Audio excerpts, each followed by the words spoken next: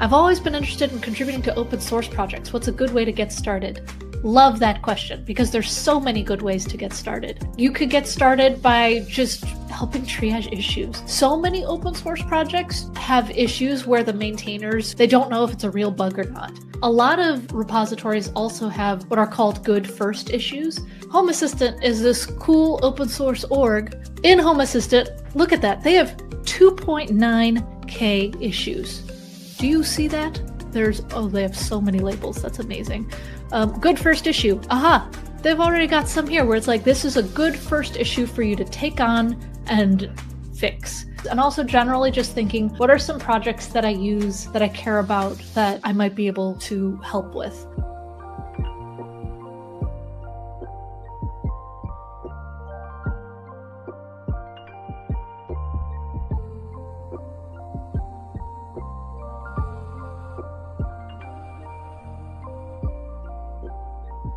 With GitHub Copilot, you can shift your development tasks from sequential to simultaneous with the agent of your choice in Agent HQ. The Agents tab on GitHub is where you can manage all your Cloud Agent sessions. From here, you can assign ad hoc tasks to Copilot, to Claude by Anthropic, to Codex, or to a custom agent. We can also use this tool to monitor our tasks, all from one centralized location on GitHub. Now, most change requests come via issues, and you can assign issues directly to an agent like Copilot, Codex, or Claude. Choose the branch you wish to use as the base, and again the agent you want, and let the agent do the rest. Inspiration can strike from anywhere, including away from your desktop. We can manage agents and even assign tasks right from GitHub Mobile. Given that developers spend the bulk of their time in an IDE, it's natural to expect to have access to the same functionality from there. In VS Code, you can orchestrate all your agent sessions, local and cloud, from your IDE. Just like before, we can assign to Claude or Codex or to Copilot using a custom agent or specified model. These tools allow you to assign and manage parallel coding agent sessions all within your existing workflow.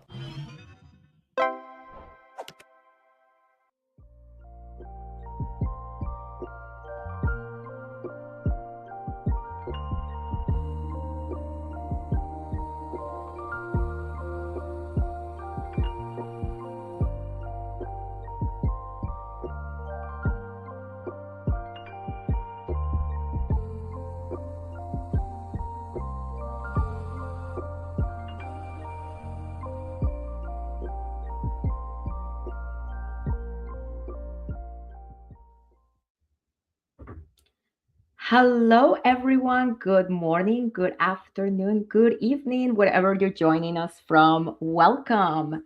Can everyone hear me okay? I'm not in my usual setup, so we're back to like COVID times where everybody is asking the same question. Can you hear me?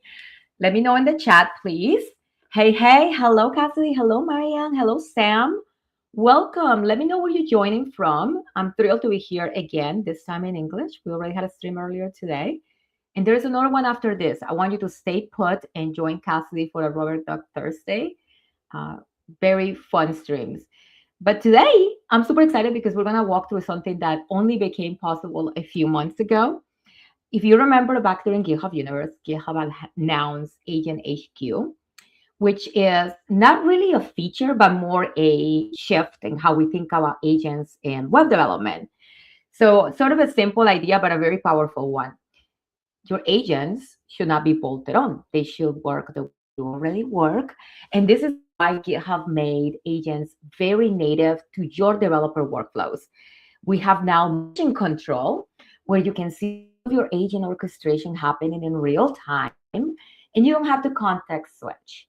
So part of launch included this amazing curation of our partners. And now we fast forward a few months, and we're seeing how a lot of you, both in your own projects and at enterprise level, are using agents and custom agents. And I'm thrilled because today we're going to be chatting with one of our partners who actually built a custom agent that does one specific job incredibly well. So we're going to be talking to Eric from Arm. The agent basically helps migrate workflows into Arm-based infrastructure. So you don't need separate tooling. You don't need to export and re-import. You point the agent to the repo and Copilot that is magic right where you're already coding. So it's amazing to me. This is sort of the concrete version of the vision where Agent HQ is going to be your one point of entry, and you'll be able to access these agents where you already work. And of course, I have guests, and my amazing guests are going to go into more detail about what this looks like. I am thrilled because we have one of my favorite people from GitHub here too. And he's actually going to show us how this works in a sense, do a demo. But also, I am so lucky, and thank you so much, Eric, for accepting the invitation, because I got Eric Sondhi from Arm. You're a PM at Arm, and Alexis Abril, who is a senior partner in engineering here at GitHub. We're going to break it all down. We're going to give you a little bit of background as to what agents actually are, how they can fit into your developer workflows. And then we'll take a look at the actual custom agent from Arm and look at how that changes really a bright spotlight into like very architecture specific problems and the things that actually break when you're trying to move infrastructure, right? So I'm super excited for you to be here today with me. And for those of you who are joining, thank you for being here. You're in the right place if you care about cloud host and platform optimization and how to fit agents and this new way of working into your workflows. So welcome, Alexis. Welcome, Eric. Thank you for being here. Thank you for having us. Really nice to be here. Thank you. All right. Thank you. Thank you. I'm so excited. I've been trying to do something with both of you because I actually met you, Eric, at AWS reInvent a few months ago. And you were so kind to come to our demo area and actually give a demo touching on the launch of the custom agent with Alexis's support. And it's just great to be able to see our partners in action, creating the solutions that are so customized to their specific problem. Nobody can do it better than you because this is what you do every day. So we're so excited to be able to partner with you and for you to bring this to all of our community. So again, thank you for being here. The feeling is completely mutual. Like that reInvent experience was great. The GitHub experience that your team set up was truly unlike anything I've experienced before. It was really great. And the traffic and the energy across the whole team was outstanding. So to be a part of that and to be a part of this technology shift that you're enabling to such a broad mass of developers everywhere, it's just an honor. And that Arm can partner with you and work together is just, it's been truly a pleasure over the last several years. And I'm thrilled to be here today too. So thank you very much. Amazing, Eric. You guys are cooking over there. There's a really fun, interesting thing. We had a pre-meeting yesterday and you were shouting some things, and stay tuned because we're going to have more things coming from you and team. But it's impressive, the work that you're doing over there, and we're so happy to be able to partner. And then Alexis, tell me a little, what is it that you do at GitHub? I think you here, there, and everywhere. Oh, that's a good question. I'm one of our professional typists in the partner division. No, Love it. so I'm an engineer here at GitHub, been here for just 3 years and some change. And essentially, these days, I always refer to myself and my colleagues as like engineer emeritus. I don't develop a lot more these days. What I do is help partners architect and develop their integrations with the GitHub platform. So I've been in the industry, I'm going to date myself here, for a while, for a minute, we'll say. For a hot second. For a hot second, maybe, primarily in different areas of web development. I spent a lot of my time in the open source community. So coming over into GitHub made a lot of sense, kind of getting close to the metal, giving back to where I can. In this case, helping partners integrate with our edge features, maybe dabble a little bit in our customer zero space, a little bit of our R&D edge features. So just a fun place to be between GitHub and our partners, developing as much as we can for everybody joining us on this video stream, hopefully. You get to see the fun things that are coming up and to share them with our partners and work together and create better experiences for our users. So I'm a fan of you, man. I'm a fan of your team. I love everything that you're all doing. It's amazing.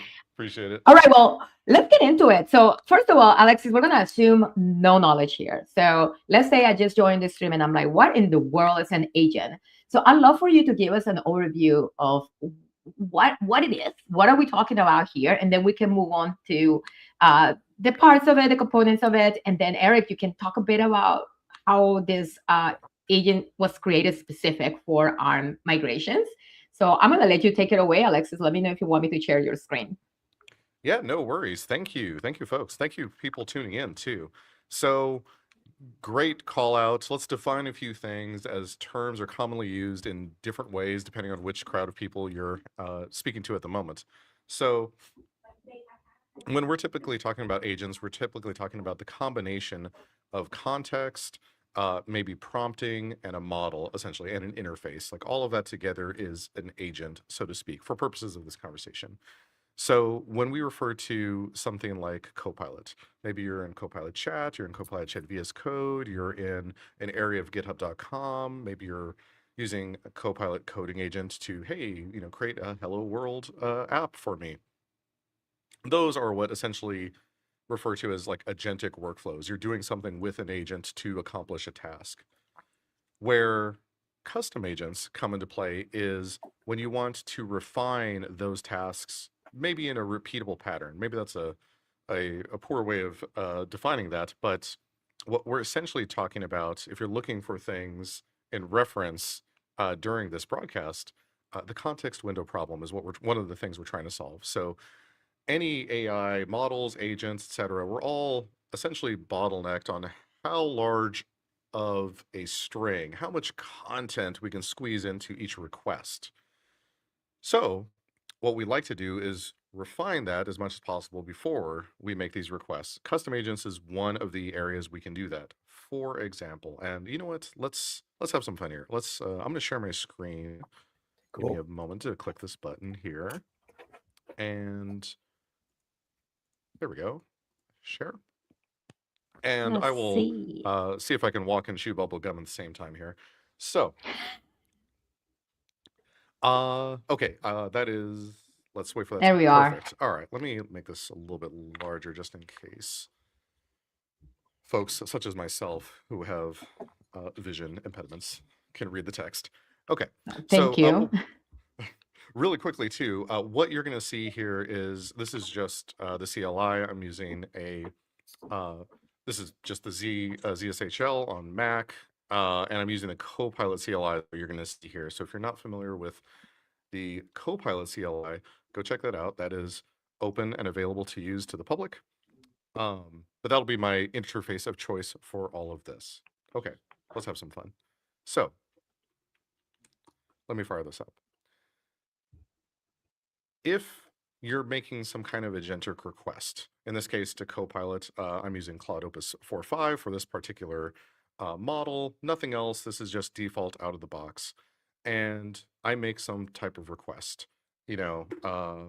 What is a prominent data structure that CS 101 students should be aware of?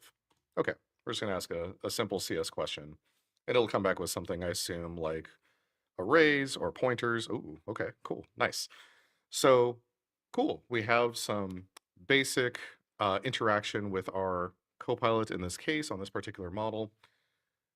Where custom agents comes into play is this conversation is going to grow over time. Maybe I'm going to pull additional context over time, and I kind of already know some of the answers in advance, and I want it to behave a certain way. There's a lot of gray things. Let's get some proof and pudding going here. So I have an agent queued up, I believe. This is my pirate conversationalist agent. What? Because I have a problem understanding what Copilot is telling me. I only really understand if you talk to me like a pirate. So, can you reiterate and look up any prominent data structures that I should learn about? And let's see what comes back here.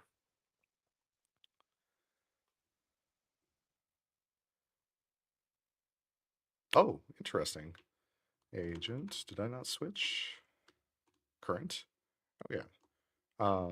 What structures should I know about? Use the pirate agent. This is Copilot being very smart and trying to use its own context. Let's see what happens here. Explain Okay, to but me data structures as a pirate is what we're going for. And I will show the secret sauce for what this is doing once we get a fun response here. So this agent is tied to your profile, right? This is an agent that you created Ooh, for good you. question. Yes, this is for me. Okay, perfect. Linked What lists, in the like world? a chain of ships connected bow to stern. You know, trees, like the rigging on a ship, branches everywhere. Okay, so we're just having fun with all this. The point is now every request I make to this agent, it's always going to respond to me as a pirate. Alexis, what? That's pointless. Come on. Like, okay, cool. Like, we're using Copilot for actual work. Okay. Where this comes into play is if I'm working on a project, I'm a big fan of, let's say, functional design patterns. If I say, hey, create a Hello World app, let's say Hello World, let's say with React, I want an interface, a simple web app, Hello World. But I want to be able to say that. But what I really want to say is create a Hello World React app using functional design principles. I do not want any unnecessary dependencies coming along for the ride. I want a minimalist. Like there's a number of things that I really wanted to do. I just want to type that every single time I ask Copilot a question. And this is one of the areas custom agents comes into play. So for this purpose, every time I ask a question, it's going to talk to me like a pirate. Not the most usable example, but trying to make a point. Let's take a look at what this is really quick. And Andrea, I'm going to answer your question, hopefully at the same time here. Listen, for science, what if that's the only way I learn? You have to talk to me on the R's. Like, that's fine. So I love For it. anybody that, Customization. oh yeah, 100%. For anybody that's worked with me personally, there is a 100% chance that I will relate it to food in some fashion and be like, oh, like imagine this is a sandwich and let's smash. Bravo. It always goes to food. So this is just how I learn. What we have here is maybe 30 lines of markdown. This is how you create custom agents. And actually, can we share links, Andrea, in this in some fashion? Yes, let's do that. Let's do that. Let's see. The creating custom agents documentation is coming up on the chat right now, folks. Perfect. Thank you so much. I was going to drop that link in there. Oh, look at that. Perfect. I just saw it come up. Okay. So if you're interested in what I'm doing, this is the definition for this. It's essentially just a markdown file. We have a little bit of front matter at the top. Anybody who's worked with front matter for various, I'm doing my own markdown blog or feeding into some CMS system, very common format. And we're essentially just filling in a few properties. There's more properties than what you see here. We can talk you'll see a little bit more about that as we get deeper into this. But this is a very simple version. This is a way to frame conversations with Copilot, in this case, always speaking as a pirate.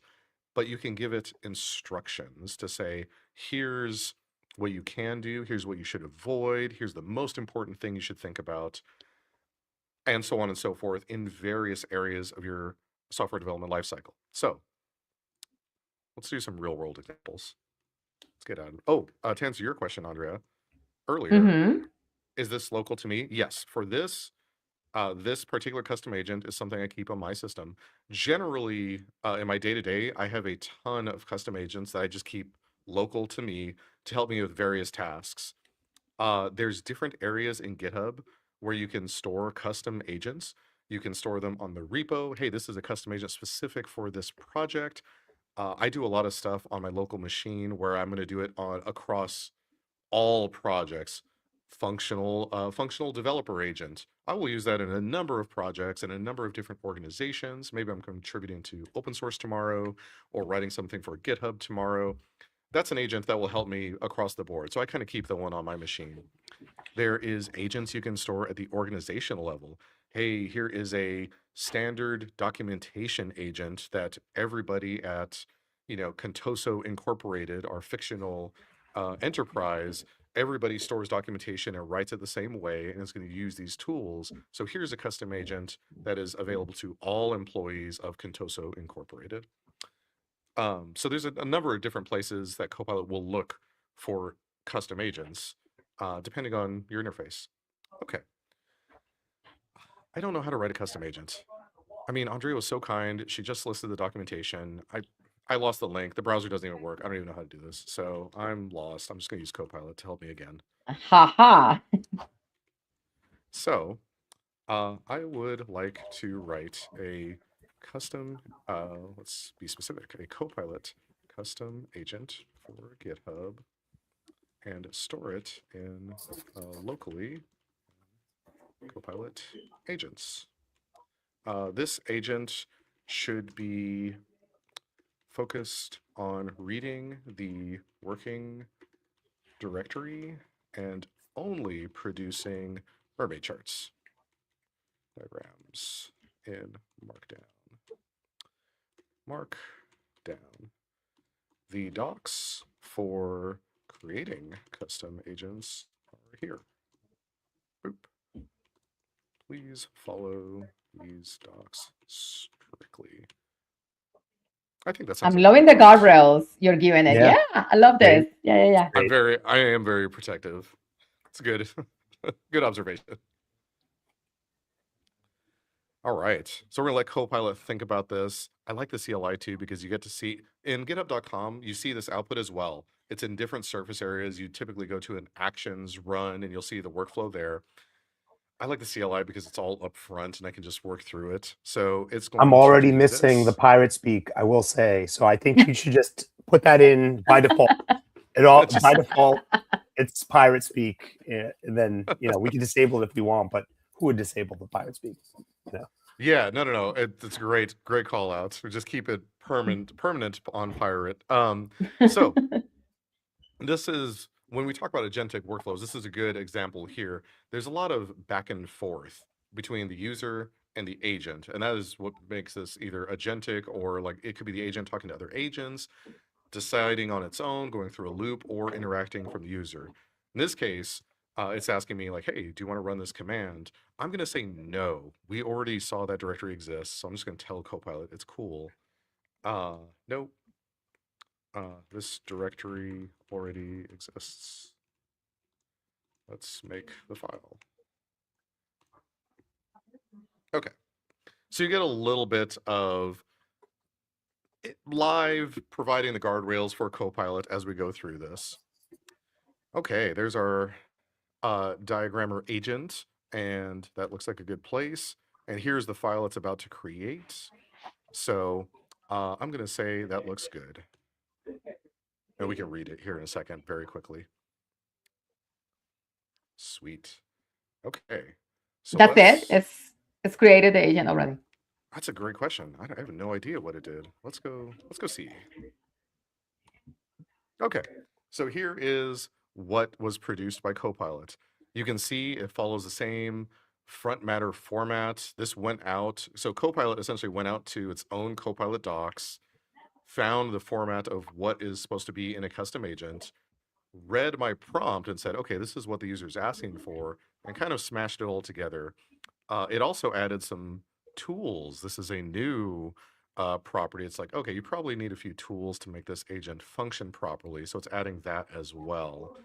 But you can see here, ooh, I like this. The bottom, the most important, for anybody that's worked on any kind of prompt engineering, generally one of the most important places in your prompt is the last line that goes into these requests. So the last line of this agent says, you do not modify any files. You only read the code base and produce mermaid diagram output in your responses. So this is essentially a very dry run agent, which is perfect for demo purposes. But that's what's going on here. Let's see. I mean, that's a good looking markdown file, but I don't know if we did this right. So let's find out. Okay, so we're back in Copilot. I'm gonna go to the /agent. This is where we list custom agents. And there is Mermaid Diagrammer. So perfect. All good. Let's here, let me get out of this. And we're gonna use a demo repo. Ooh. I'm debating. Oh, that's what I wanted to do one extra thing here. Let's do this real quick. Do it. Alexis, before you go into showing us the agent in action, I do want us to understand the tools, because that was something that was part of the front manner. So what does that mean? Like when it's listing the tools as part of the top front manner, like what is that giving access to? I know that Copilot did a good job of selecting the tools that sound like they would be the right ones for the job. But can you say more a little bit about that? Yes. So Copilot, so let's talk about the CLI really quick. The CLI, the Mhm. command line interface, this is something that runs on your machine locally. Anytime Okay. you have code executing on your machine locally, it might be able to do code execution on your local machine can do a lot of things. So for security purposes, Copilot is very locked down by default. It essentially can talk to you and can't really do anything else. And we're not even talking about like reading your file system. So there's very, very limited scope for Copilot, as there should be. You don't want to accidentally delete a directory or modify files you shouldn't be modifying. So what it'll typically do is A, ask for permission, and then B, look in the tools list to see what it has access to. A good example is I love doing this. Now, I'm just in a general, this isn't a Git directory you're looking at on my screen, but I love to do this all the time. I wrote a bunch of code. Andrea is my project manager. We had a good feature, but time was short and we actually had to go to a meeting. So I just stashed everything, or I just put everything in a holding state. We went to the meeting, we came back. I don't remember everything that we changed. And now it's time to write a git commit message. So one thing that I love to do, this is really handy. Here's a pro tip for everybody watching. Here's the git diff. I pipe that into Copilot as well. Prompt, Beautiful. write a concise git commit message based on this diff. So I do this all the time.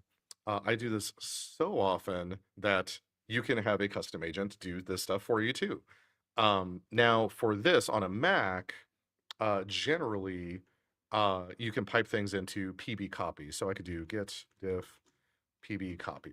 And this will essentially copy it to my clipboard. But pb copy now, even git pb copy, these are commands. These are system level commands that Copilot or the custom agent would need permission to even invoke. Otherwise, it'll just fail and say, hey, I don't have access to this tool. I don't know what this is, so it can't run it for good reason. There's a security reason in there. There's a safety reason in there.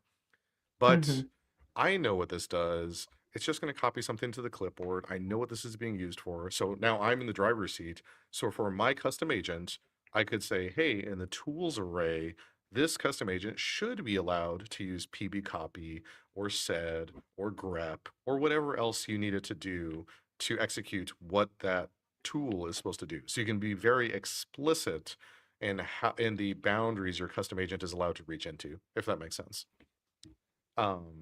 So yes, I was going to do one example, but I want to be respectful of time because we have some cool demos coming up too. But just for folks at home, just as I created a custom agent for mermaid chart diagrams, something that I legit have on my own machine is I have a custom agent that produces custom agents. So there's certain properties and tools that I commonly use and formats that I want to follow. And I will say like, hey, use the custom agent to produce mermaid chart diagrammer or whatever else I want to produce for that particular project. So agents writing agents these days. So meta. You need to throw that on a gist and share it with us so that we can create our own little orchestrator. Thank you. I feel like there's a meme in there somewhere about agents and agents. I thought you liked agents. So I'm going to use this example repo just to demo our agent. And we're going to fire up Copilot. And we should see our mermaid diagrammer. Can you produce a high-level mermaid, or let's do a high-level flowchart for the modules in this repo? For purposes of the viewers, this is a demo repo provided by the good folks at Arm. I haven't looked at this repo. I actually do not know what the code is in here. So this will be This good. is perfect. Yeah. This is great for me too. Okay. So, and it gave a summary. Excellent. Very cool. Okay. So anybody that's looked at mermaid charts, I kind of want to put this into GitHub just to see the visualization of this. But the Copilot CLI is not going to do the mermaid chart visualization, but it is producing the mermaid chart markdown for us.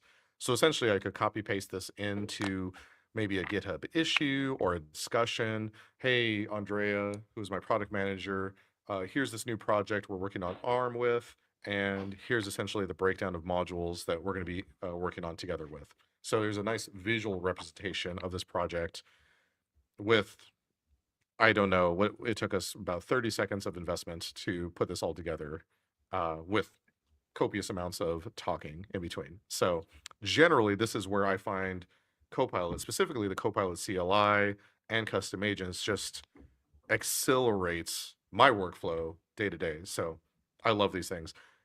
And here's the cool part. I'm going to hand this off to Eric here in a moment to show some really cool things before we get into some deeper demos.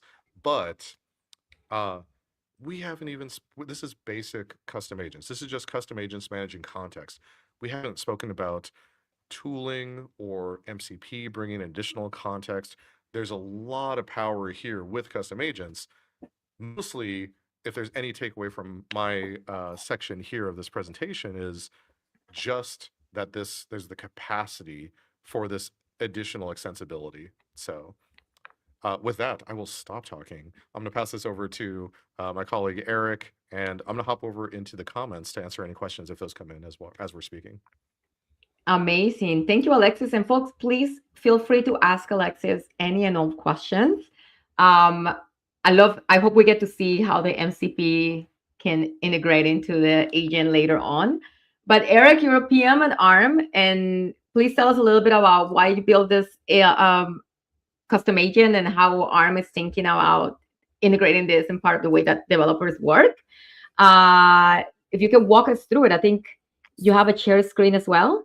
Yeah, for sure. I will. I'll share my screen in a moment. I was just going to maybe start by just briefly explaining what ARM is for some folks. Yes, because, please. Fantastic. Well, ARM is a CPU IP company in a computer architecture and an instruction set architecture. So we define the hardware definition for pretty much every CPU out there, and we've had a long footprint in mobile for a very long time. And that's a lot of our heritage is being power efficient. And so having a lot of performance with a low power budget and low area, highly area optimized design is a heritage that we've had since the very beginning. And I've had the pleasure of being at ARM for over 10 years.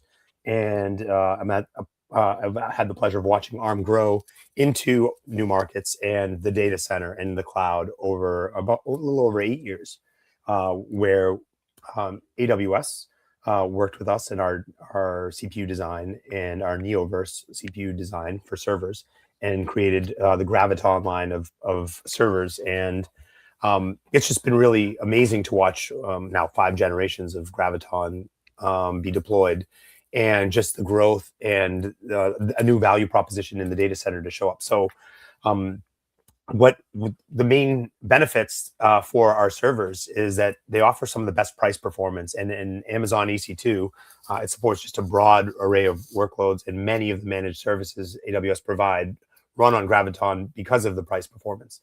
And the costs are up to 20% less than comparable EC2 instances. So saving 20% on your cloud compute bill is enormous. And we also really are proud of the fact that in today's world where there's such a demand on energy and such an impact energy has on climate, our architecture uses up to 60% less energy than comparable EC2 instances in AWS. And it's not, I'm mentioning AWS here because there's been multiple generations, but that power efficient architecture and the lower costs that they can offer the customers of cloud service providers has just been taken up by every major cloud service provider, not just AWS. Google Cloud has multiple custom instances of ARM servers that they call the Axion line of servers. Azure has Cobalt, multiple generations of Cobalt servers. And there's our friends at Ampere that have made servers and deploy them in Oracle Cloud and also on-prem. So ARM servers have really proliferated over the last 8 years, and many folks are switching to ARM-based servers because of the money saved, but also to reduce the footprint of energy and the impact on climate. So there's many reasons for moving over to ARM. In order to think about where to intersect this amazing vision that GitHub had on deploying agents under Agent HQ. Very large scale, very complex, very powerful broad agents, and then to refine it with specialized custom agents that we were just seeing from Alexis, and asking us what technology could we bring, and what could an ARM custom agent look like. We were thrilled, and we immediately came to a very, very clear problem to solve. And I'll just briefly share my screen so you can see what a little bit about what the solution to the problems that we're looking to solve are, and how we went about it. Let's see if I can share this window. Hopefully you can start to see my screen. Perfect. And folks in the audience, if you are a customer of ARM, please let us know. Like, go ahead and post. So yeah, many developers are familiar with the ARM architecture, the instruction set architecture, and devices, very Tinker and academic friendly devices like Raspberry Pi, for example, have ARM-based processors in them. And many embedded devices that are used in education and in research are ARM-based, as well as ARM servers now. And so many developers know us from building for the ARM architecture that's now also very prevalent in pretty much every daily driver laptop as well. So yeah, we'd love to hear how you interact with ARM, and what you're familiar with, and whether you touch the hardware, whether you touch the instruction set, what you're interested in. So the main problem we saw to help folks adopt to ARM in the data center was that supporting a new architecture can be daunting. If you're a platform engineer and you're supporting a whole other hardware platform in general is tough. Supporting a whole CPU architecture can also have a bunch of unknown unknowns, right? And that can lead to a very difficult time resource planning and thinking about it. So our team, our product management team, and our implementation team, who worked on our MCP server and this integration, thought, how could we bring all of the knowledge base and tools that we have, and technology and awareness that we have from contributing to the open source community, how could we make that easier for developers to migrate to the ARM architecture? How can we make this daunting, facing unknown unknowns task much simpler? And so for that, we considered an MCP server and what the role is in the first place, right? The problems it solves. We think of MCP servers addressing this gap from as-is AI assistants and empower them with tools, domain specificity, minimizing the lag of accessing different content through RAG and other techniques. And it's a model context protocol that's basically become the de facto standard for interfacing with AI. We think of it as like USB for AI, and it provides a standard way to connect all AI models to different data sources and tools, and then target the output to wherever you'd like to target it. And so we built our ARM MCP server on some pillars. We took all of the tools that we were creating to help platform engineers move and migrate to ARM at the container level, at the code base level, and at the system profiling, performance profiling, and optimization level. And we took all of those tools, open source tools, and we kind of embedded them into the MCP server, along with documentation and how to use them in the context for using them. Our second pillar is just a lot of deep knowledge from various sources. One of the main sources is this very large library we have of ARM learning paths, which you can think of as very prescriptive tutorials, code examples where you can go step by step and achieve very small tasks like bringing up an ARM-based server environment to very, very large tasks, and everything in between. So deploying simple databases to setting up a multi-agent agentic system that leverages ARM servers across cloud platforms. So there's very different stages of and depth to our learning paths, and we just figured we would pack it all in, have every learning path there, from the easy stuff to the hard stuff. And then we'd also include an ecosystem dashboard, which is a database of all of the software and libraries that are already optimized for ARM, the versions of them, all of the dependencies one would have, all of the packages, and also major tools and components from major software vendors as well. And that all lives in an ARM software ecosystem dashboard. It's been on our website, but we figured why not put all that information into the MCP server as well. And then also we have a database of all of the intrinsics, the instruction level, granular intrinsics that the processor enables, so that if you are doing something really fine-grained with another architecture, you can move it over and adopt the ARM intrinsics easily. And along with other documentation, ARM's architecture reference manual, and our what we call our technical reference manuals for the different ARM implementations.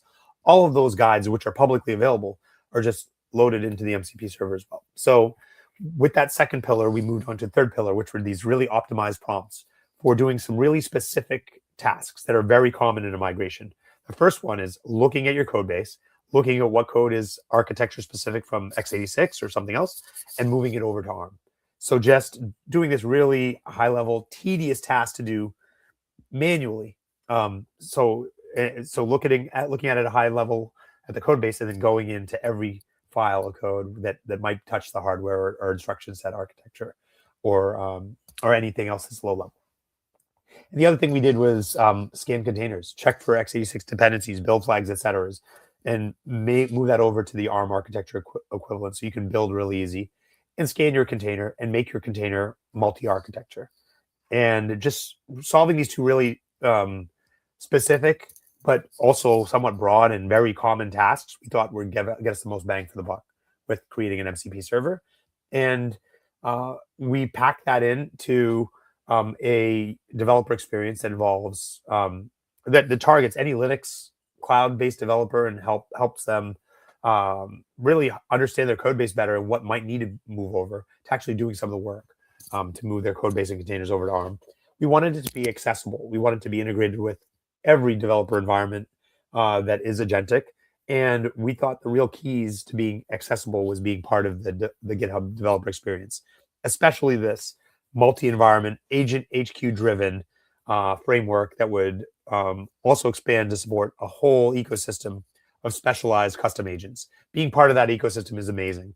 And we have many shared friends like Octopus Deploy and others that are creating components, Docker, that are creating MCP servers and are part of this ecosystem. And we're really thrilled to have our agent be there to work alongside these other agents in agent-to-agent workflows. And if you look a little deeper, we have a list of a number of tools and knowledge-based things that I mentioned earlier. But we're also adding more tools over time for performance analysis and optimization. So later this month, we're expecting to have some early access to some performance analyzers and performance recommenders. So ways to kind of identify hotspots and then add remedies to increase performance and add optimizations. And this will help developers understand where to use it in different phases, what phases of the migration, which can be long and daunting, as I mentioned, how to decompose them and how to use them during the initial assessment phase, and whether you're just evaluating ARM and the price performance for your workload to actually doing the hard work of migration and speeding that up and saving not just hours, but days and weeks. And how is it better and different? Basically, Standard AI has no specific tool usage. We bring all of the best and latest ARM-provided tools that we provide to the whole ecosystem into one place. We also provide this deep expertise that's vetted by ARM, that conforms to our architecture and our standards.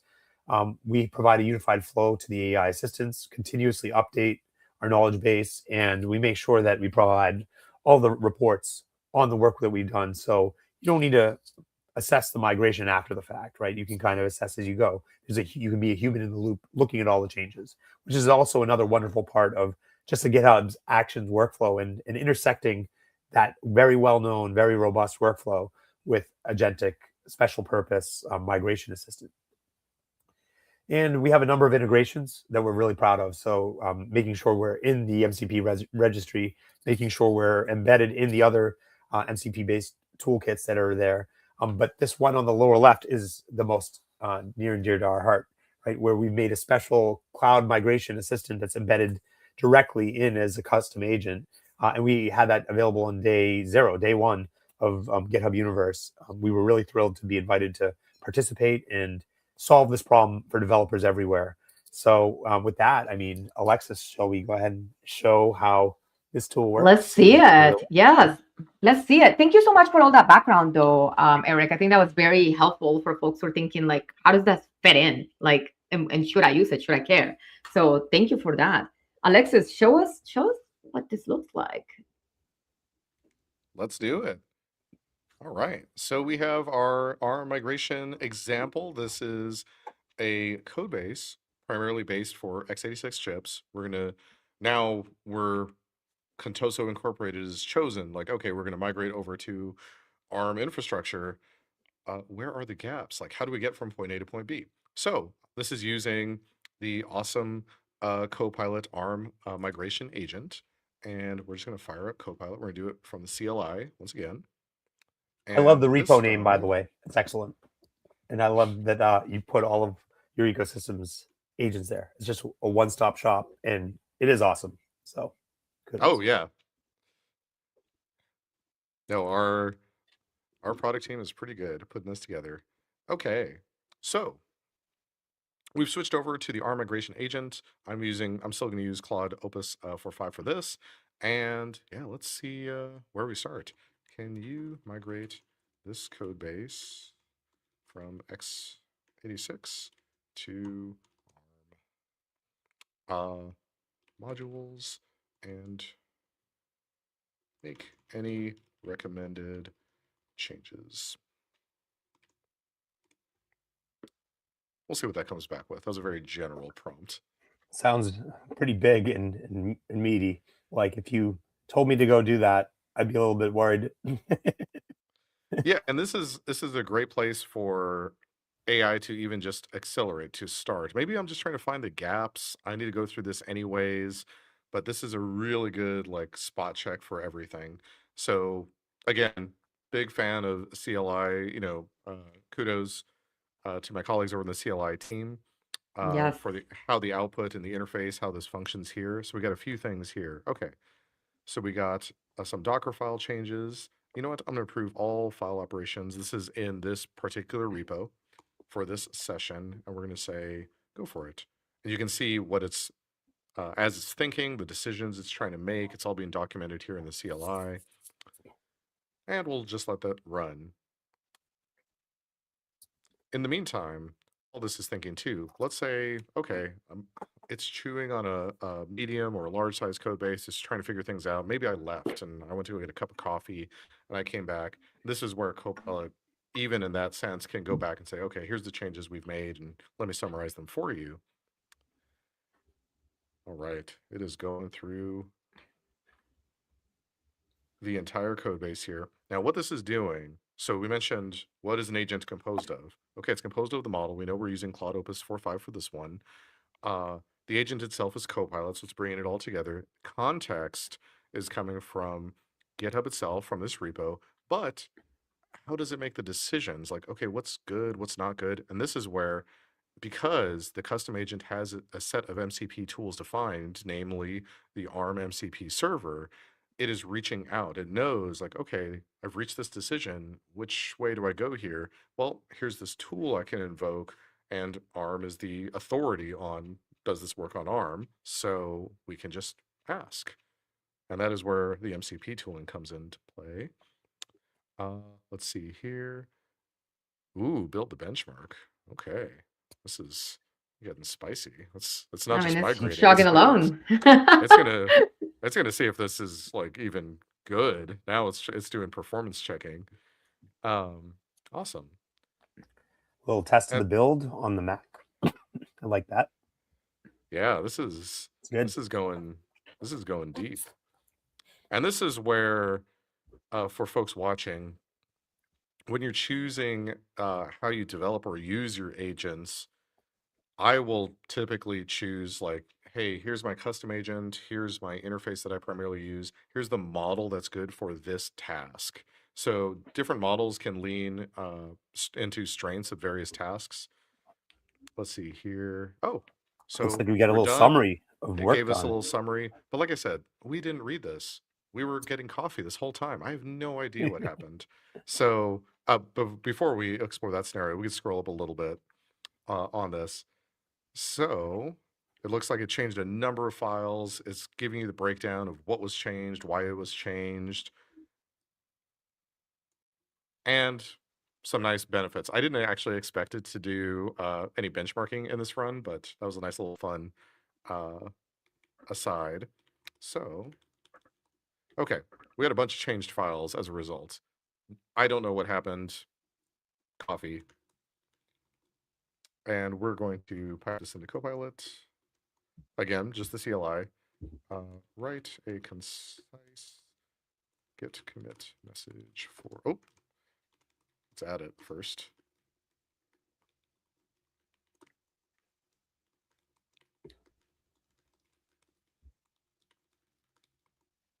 Cool. And we'll give Copilot CLI just a moment again to chew on that. This is such a good tip, Alexis. For those of you who are not doing this for your commits, that's just so great because it's never gonna miss something. Like at this point, I already forgot. It's very cool. Yeah, so here's a nice little message, and you can tell it, you can have custom agents for what I just did too. Like, hey, I like my git commit messages following, the Linus Torvalds like ideal git commit message format. So I want a signer, I want the body, I want, different formatted titles, semantic, commit titles. This is going to be a feature, this is going to be a bug. So this is where the automation of these tools really shows its strength, is especially onboarding new team members to your team. Like there is always like, where is the solution to this problem? But the majority of those questions are, how do I commit? What's the format? What's the protocol? These are the areas you can very easily automate today versus building your own tooling. So here we go. Add Arm Neon support.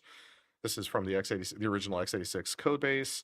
And yeah, we're pretty ready to go. And even with a new benchmark. So in the process of, what did that take? Maybe about 10 seconds to ask the Arm custom agent to do the task, and maybe 2 or 3 minutes for it to actually commit all the changes. That's where we're at today. This should still be spot checked. We'll still want to make sure tests are invoked and run, but that was I'll say a non-trivial lift in a trivial amount of time. So kudos to the Arm team for contributing with that custom agent. No, thank you. Amazing. Nice exemplification, Alexis. This is really great. I mean, a lot of what I've done has been in the GUI. So to see it in the CLI and the CLI experience is really cool. Yeah, it's really nice. Very neat. So before we had custom agents, and specifically before we had this very personalized to the Arm migrations, like we would have been chasing a lot of context, right? Like this would have been, you could not go to get a cup of coffee. This would have been a longer process. Yeah, I gotta say, one of the things that when I first joined into the Arm ecosystem, I came from other architectures, and it was about 12 years ago. So, and one of the things I loved was the documentation. It was very open, readily accessible, comprehensive documentation on the programming model for an Arm processor. And as great as that documentation is, it's broad, it's deep. There's a lot in there. So when you do these tasks, you got to start getting these files out and looking in the files. And we've made a lot of cool things since then, like intrinsic databases where you can kind of search up stuff in a web browser way easier. And so the experience was never bad.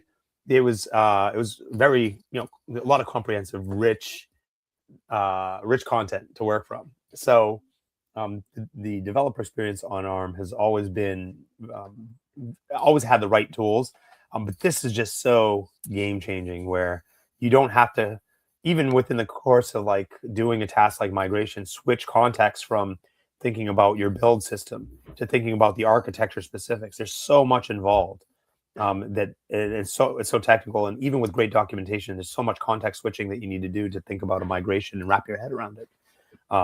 So to see an agent just kind of take all of that away, it's shocking. It's amazing. I love it. And Alexis, I mean, obviously you work with a lot of teams, so you've seen the power of this custom agents like in action, and how it's actually like really empower developers to do things faster with all the context needed and cheaper, because you're not using like that many requests when you're actually have like a very targeted agent doing the work for you.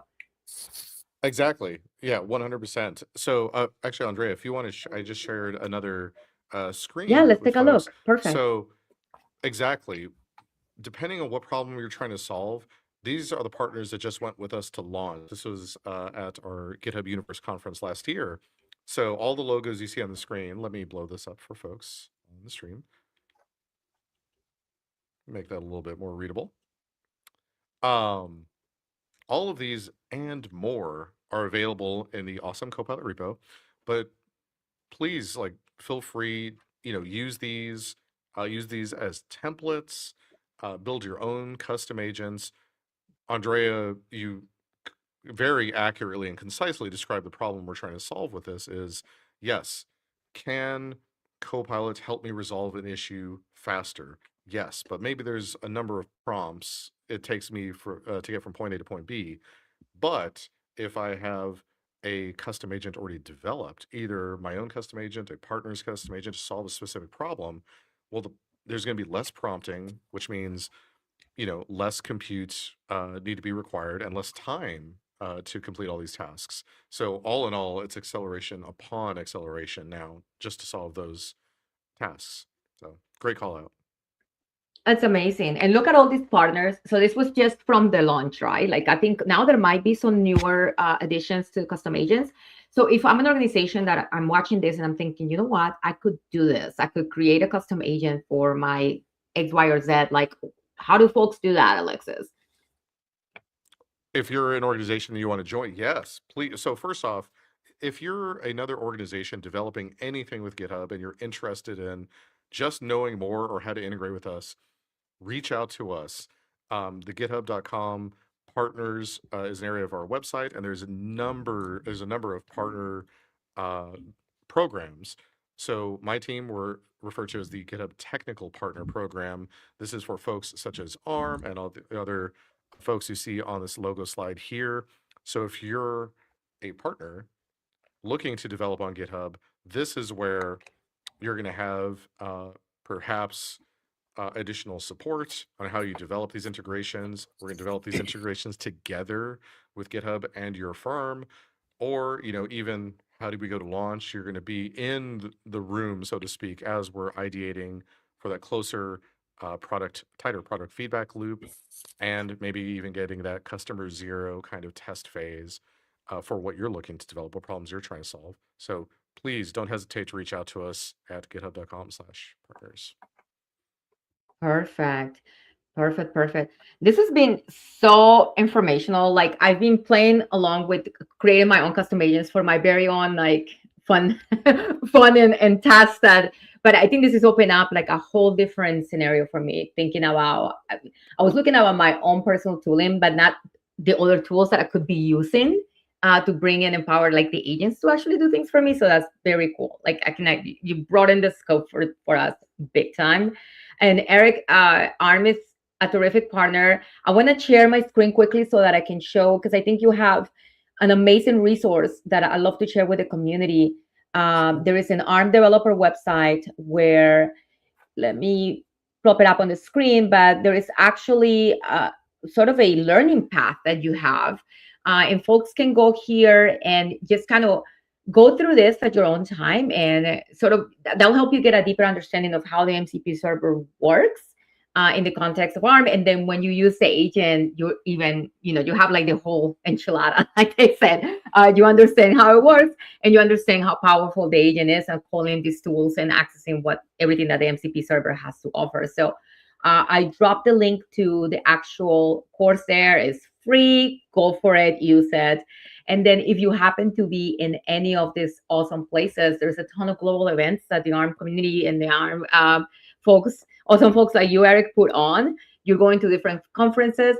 So check out the Arm company /events. And if you are any of these events and you want to take a look at either ask about Arm in general or the MCP server, or maybe get a live demo of the agent in action, you can go and reach out to those folks at any of these events. So I'm sharing the screen now with the actual events, and I will drop the link. I taken a look through the chat to see if I missed any questions. Alexis, I don't think I think there might have been a question earlier about the announcement from yesterday. So if I can steal 1 minute of your time, and Eric, if you can be patient with me, and then we can close it out, because I think this is an important, because there's such a big piece of news that came out yesterday about we welcome Claude and Codex officially to the family, right? Like now you can have that agent experience that's intended. And the question from Diego, and Diego, thank you for the question. So like the level of access and permissions that these agents have, I guess, as native GitHub agent or like the GitHub coding agent, Copilot coding agent, Alexis. Ooh, that's a good question. So there is a technical response for that question and a product response for that question. So I love that. Technically, the reality is on day one for any new integrations, the answer is no, not by design. It's just we have to build it. So just give us a moment. So you can say that every integrated agent will ultimately is our goal to have the same level of either native or near native functionality. Of course, I think GitHub's been pretty consistent in how we approach integrators. Most of our features launch with a feature and an API essentially hand in hand. So that's a very common philosophy here at GitHub. We're very open with our platform. The reality is on day one, will it be, won't it be? It's just going to take some time to develop that. The product answer to that question is also, well, that's where the partnerships come into play. There's some functionality that doesn't make sense to be on, let's say, a github.com surface area, but maybe it makes sense to be in the Copilot CLI or in VS Code, let's say. So it depends on where the agent is coming from and what problem it's trying to solve to bring in native functionality, if that makes sense. So I hope I answered that question. But the goal, the philosophical goal is, yes, our goal is to provide that same level of functionality. Absolutely. And developer choice, which I think is so key. I appreciate that. That's where we focus, though, being able to provide the surface for all of us to like play with these goodies and use them all at GitHub. This has been fantastic, both. Thank you so much for your time today. Eric, I'm so impressed with Arm and Arm Compute and all the great things. I mean, you got like over 13,000 open source projects that are using it. I don't know how many thousands of organizations use Arm runners, but it's just terrific to be able to partner with you. And I think this has been very informational. Please come back. Please come back and show us more things. Yeah, it's great. It's really great to work with you all. And thank you for the opportunity. It's you're an incredible company to partner with, and your breadth and reach and the developer experience you provide, there's nothing like it. And you can see it all over the chat. So it's great to be a part of it. Amazing. Thank you so much, Eric. And Eric, if folks want to get a hold of you, like what is a space where you live in? Should I share your LinkedIn maybe? Yeah. LinkedIn is great. You can find me at Eric Sondhi on LinkedIn. So yeah, please do connect, reach out and connect. And then we can, if you want to do some work with Arm, we can do that too. Fantastic.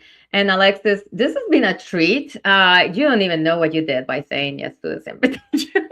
Because I'm like, now you're gonna be my recurring guest.